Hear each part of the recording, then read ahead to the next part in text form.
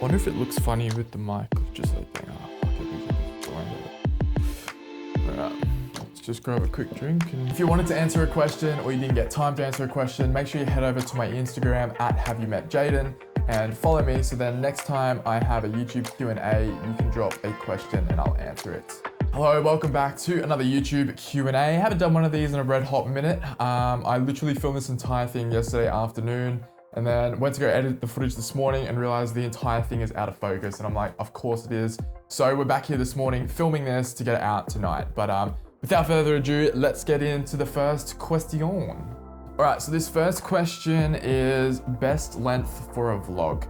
And honestly, the truth is, I don't think there's any best length for a vlog, let's say.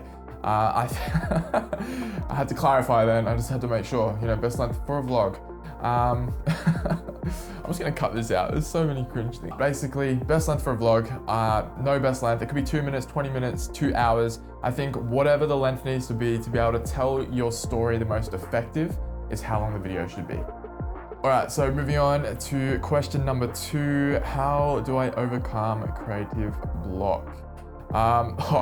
Dude, we all been there, we all struggle with this, and it all gets a bit hectic at times.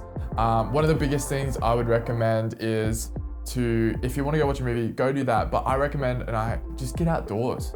Get outdoors, man. Go do something else completely non-creative. Go have lunch with the family or coffee with a friend or meet your partner or go for a swim or go to the beach, go for a walk, go to gym, go do something outdoors, go for a hike, whatever it may be, just to get away, just to refresh, reconnect, and just sort of, just have that fresh mentality. And so when you do come back to the editing suite or whatever it may be, you're ready to go.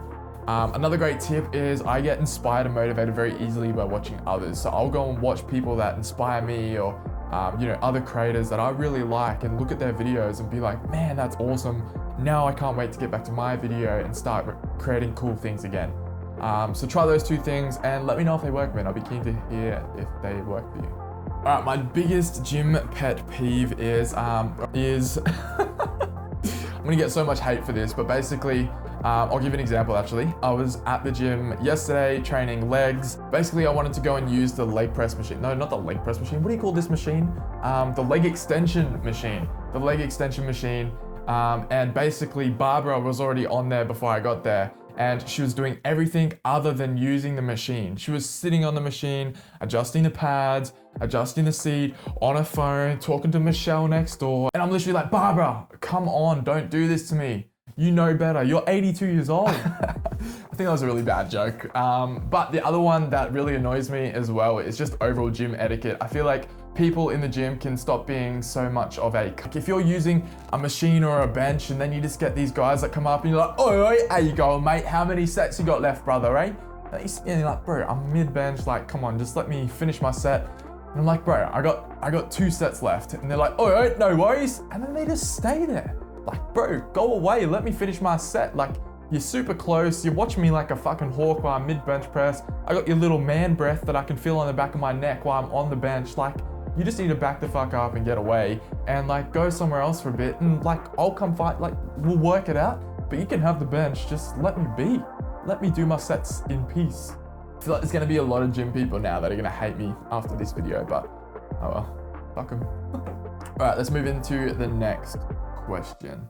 How to make a video entertaining and good pacing. I think in today's day and age, I think it's just really important to try and keep your videos as short as possible. And this means that every shot in the video has to serve a purpose. And that either has to be serving the purpose of the video. So if you're selling something, making sure it's showing all the benefits. If it's a story, it needs to be driving the story forward. So every shot in there, if it's not driving the story forward, cut it. Be ruthless and cut it. I don't care if it's this amazing shot that's taken you 3 hours to get and, or it just looks epic or it's super sick or whatever, or you just put it, if it's in there for the sake of being in there and it's not serving the purpose of the video or driving the story forward, just be ruthless and cut it. And in terms of pacing, you'll just get better at it as the more you do it. So honestly, just keep practicing, keep editing, and you'll just eventually just get pacing right. And you just become more ruthless and being able to cut things down like that.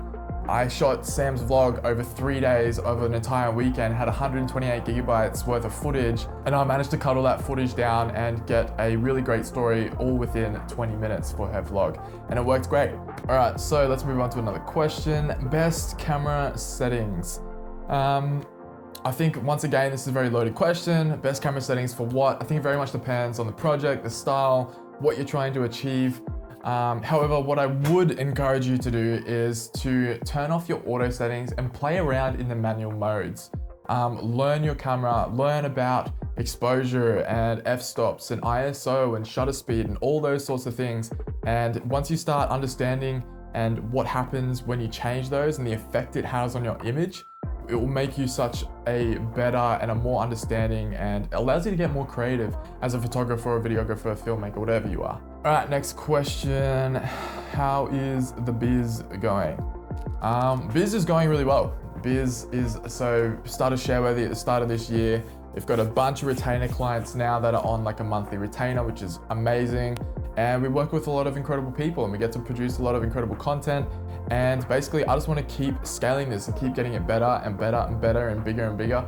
And I'd really love to turn this into like a mini media empire. And yeah, I'm super stoked for the future. Lots of great things coming. I say all that and I say how great it is, but also being a one-man business is fucking incredibly hard. Basically, you wear all the hats that a normal business would have and it's under you basically. And if anything fucks up, it's on you. And yeah, there's a lot of risk to reward, but it's definitely worth it in my opinion. And again, I'm also looking to get to the point where I need help. Not like I need help, like, well, I probably do need help, but I meant as in I need to hire someone to help me. So I'm actually looking for an editor. So if anyone is an editor or they know an editor and they want a job, hit me up. Be good at motion graphics, be good at editing. Fast turnaround is preferable, but not essential. Those sorts of things, and you got a fresh modern take to editing. That's what I'd really love, and feel free to hit me up. All right, so I feel like I've rambled on enough, so I'm just going to one more question. What do we got here? What's it like working with all these athletes and influencers? Honestly, they're probably my favorite clients to work with. Honestly, so fun. They're so incredibly inspiring. They inspire others. They inspire me, and it's just great to watch their journey. And I think I feel incredibly grateful that I get to be that fly on the wall that just comes in and they're already, they're becoming successful and they're getting more successful and they're growing their audience and their businesses and just making an impact on people and empowering people in their life. And I think that I can, come into their life and help and get a glimpse and be a part of their journey and their life in a small way. And that's really rewarding. And I absolutely love it. Plus, honestly, I get so many incredible opportunities. Like I get to travel around the world. I've got overseas or, throughout Australia, and I literally get to call this my fucking job. Like you get to film cool shit and it's my job. Like who else gets to say that? So I'm incredibly grateful. I love filming with Sam and Miles and all of them. They're incredible. And I'm just super keen for what the future holds with it. We've got so many incredible videos planned, and we have so much stuff already planned that you guys have no idea about for the future. And I'm super keen for it. And honestly, you guys will be mind blown when we get around to it. So stay tuned. I'm very excited, and yeah. All right, so there is the YouTube Q&A. Hopefully I answered one of your questions. If you didn't, make sure you drop a question next time. I'd love to answer them. I enjoy answering these questions. But yeah, make sure you like the video, subscribe, and if you haven't already,